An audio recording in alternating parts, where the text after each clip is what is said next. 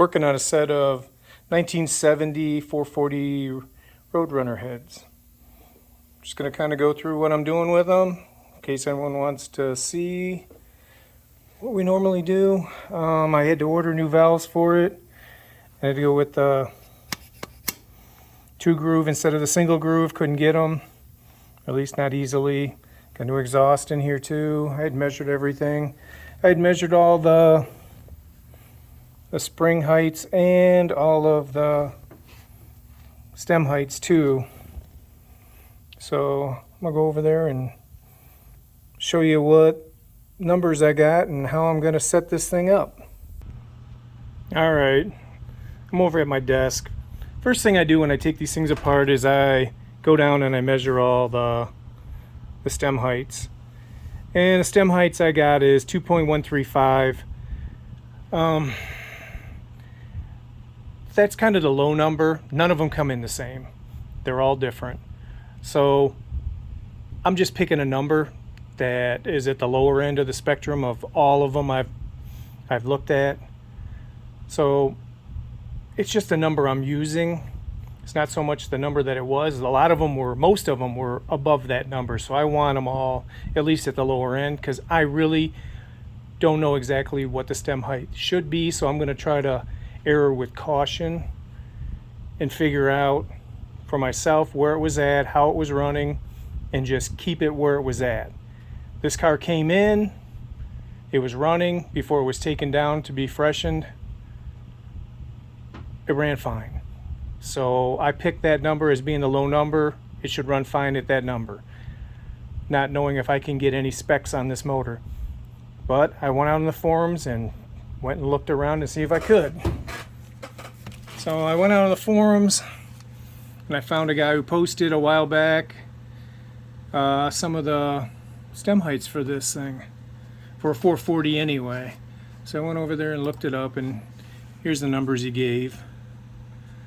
And it's for a 77, 78, 440 motorhome, which is pretty much the common head that's running around right now. And it's showing all my stem heights at 2.095 to 2.125. So I'm already 10,000 above what's spec for the motorhome, which is probably the same for this, with me looking at it, knowing that these heads have been rebuilt years ago, and no one probably did any of this, of trying to keep the stem heights the same and all the spring pressures right. So looking at it, I decided check everything out and see where we're at with this, and we'll go over how I look everything up here. Most of the time I look stuff up, I use SBI catalog online. You know, I can come over here and I got the springs right here, the valve springs I need, and it's at 105. I'll get 105 pounds at 1.860. So I know the spring height right there is 1.860. I'm going to go over to the valves, and this is where I run into the problem. They've only got the intake with the 2 grooves. I don't have single groove available through SBI. So we got to go with this. I need new valves. The old ones were shot. So I ordered the new valves for that. And here I am working on the rocker arms. I wanted to look and see what kind of rocker arms we have. And I know these are just stamped out ones. You can see they're just stamped. They're on a shaft. They're non-adjustable. And I really don't want to mess up the rocker arm geometry. So I want to try to keep everything within spec. So knowing where the spec is, right here with my stem height, I know my spring height now. I can put these together. So I went over and I started measuring, and really this is just measuring. You get the tools, and this isn't really hard. So I go to the stem height, and like I label all the valves. You can probably see on the heads. So I know number 1 valve was at 2.122, and you can see all the way down where all the stem heights were. And some of them were 32 right here. That's too high. Too high. You know, you got up here 54. That's way too high. But it'll still run, because some of these were that high when I took it apart. You know, and then you go over to the valve spring height. And you can go over here, and I went down them, and you can see the which I found interesting is the exhaust all needed shimmed, but the new intakes didn't.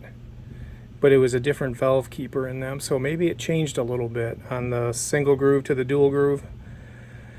I don't know, but see, like this exhaust needed 15, this intake needed 15, but this intake was perfect. These exhausts need 60,000 shim. These intakes were perfect. This is needing 30,000 shim. And if you look, we know that the exhaust is 1.860. And if I come up over here and I see 1.848, it's a little tighter. I'm happy with that with an older spring because we're using the old ones. They tested fine.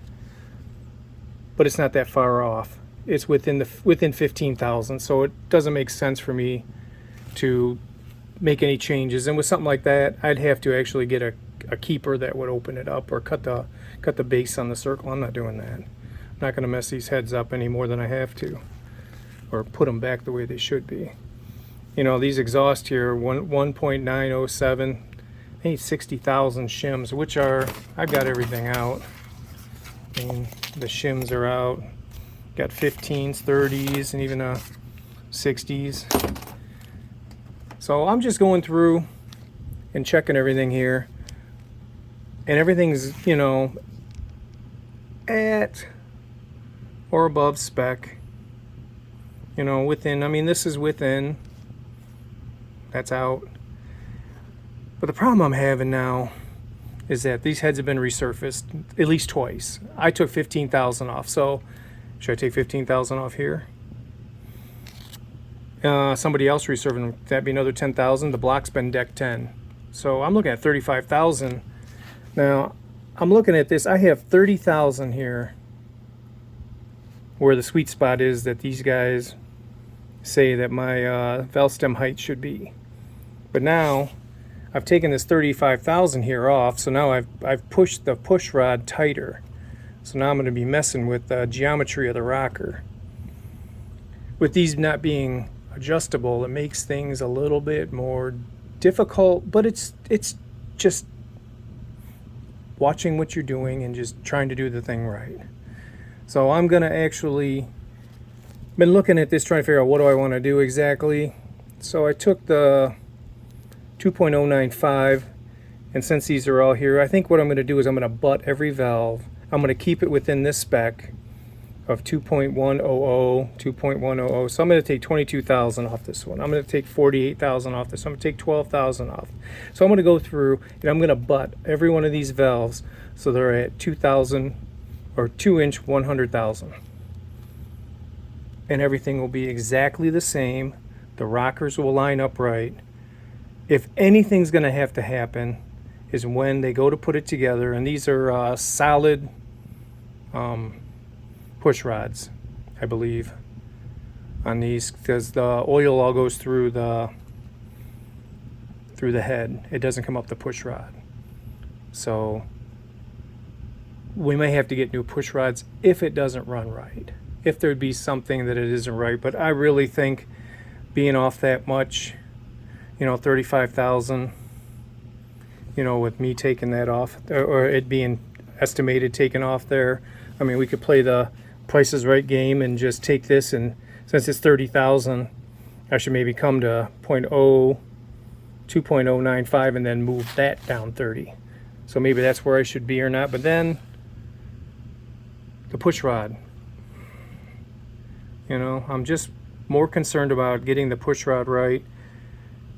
And with it being above this the whole time when I measured everything when they came in, I'm just going to leave it. I'm going to notify the guy who's putting the motor together.